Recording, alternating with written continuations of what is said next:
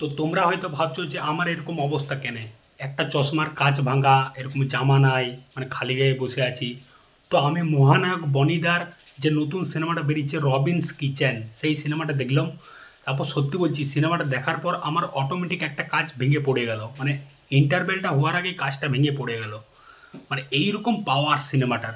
মানে আমি মহানায়ক বনিদাকে বলছি যে সত্যি তুমি দারুণ হেগেছো।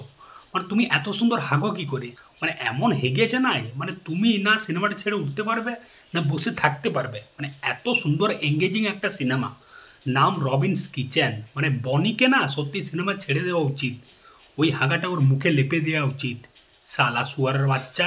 আর এই বনি নাকি খাদান সিনেমাটা ছেড়েছিল, খাদান সিনেমায় তাকে অ্যান্টাগনিস্ট ভিলেনের একটা সাইডের রোল দিয়েছিল বলে সে খাদান সিনেমাটা ছেড়ে দিয়েছিল। সে বলেছিল আমি লিড হিরো, আমি ভিলেন হবো কেন, তুই আমার বাল রে বাল।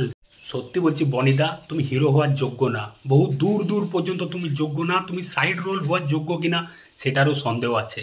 প্লিজ সিনেমা ছেড়ে দাও ভাই, আমাদেরকে রক্ষা করো প্লিজ। দর্শকদের টাকাটা এরকমভাবে নষ্ট করো না।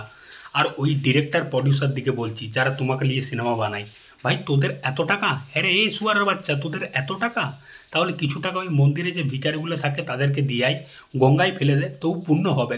তবু বনিকে দিয়ে এরকম খাজা সিনেমা বের করাস না ভাই, প্লিজ প্লিজ ভাই। মানে জাস্ট দেখতে পাচ্ছি না আর দেখতে পাচ্ছি না। সিনেমাটা এত একটা ঝুল সিনেমা, না স্ক্রিন প্লে না রাইটিং, কোনো দিক থেকে এই সালা ভালো না। এই যে ডিরেক্টর ভাই, সামনে পেলে গাড়ে লাত মেরে আমি সালা উড়িয়ে দিতাম মালটাকে, সত্যি বলছি। তো মহানায়ক বনিদা একদম বার তুলে দিচ্ছে, একটা বার সেট করে দিচ্ছে খারাপ সিনেমার। প্রত্যেকটা হিরো একটা বার সেট করে দেয় ভালো সিনেমার, মানে তার এই সিনেমাটা ভালো হলে পরের সিনেমাটা সে চায় আরও বেটার করার। কিন্তু বনি সেদিক থেকে একদমই উল্টা। বনি এই সিনেমাটা খারাপ হলে তার পরের সিনেমাটা চাই আরও কীভাবে খারাপ করা যায়, মানে তার থেকেও খারাপ স্ট্যান্ডার্ডের বানানো যায় অ্যাক্টিংয়ের দিক থেকে। তো এই হাগার মতো সিনেমার গল্পটা নিয়ে যদি একটু কথা বলি, এই সিনেমার গল্পতে একটা ভালো সিনেমাও বানানো যেত, কিন্তু না, তারা ভালো সিনেমা বানায়নি, তারা হাগার মতো সিনেমাটা বানিয়েছে। যাই হোক, গল্পটা একটু বলি।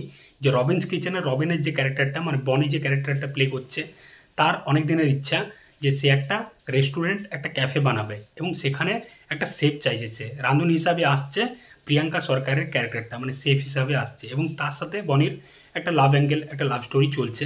এবং সেখানে একটা লোকাল গুন্ডা, একটা পলিটিক্যাল লোকাল গুন্ডা, সে সেই জায়গাতে একটা শপিং মল বানাতে চায়। এটা নিয়েই বাওয়ালটা।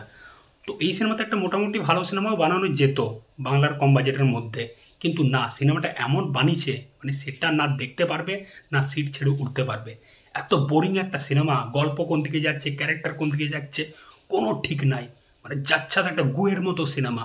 তো আমি বনিদাকে বলছি, ভাই তুই প্লিজ সিনেমা ছেড়ে দে, তুই সবজি বিক্রি করবে যা, প্লিজ সিনেমা ছেড়ে দে। আবার একটা আপডেটে শুনছিলাম দু একদিন আগে যে বনি উড়িয়া সিনেমাতে হিরো রোল কাজ করবে।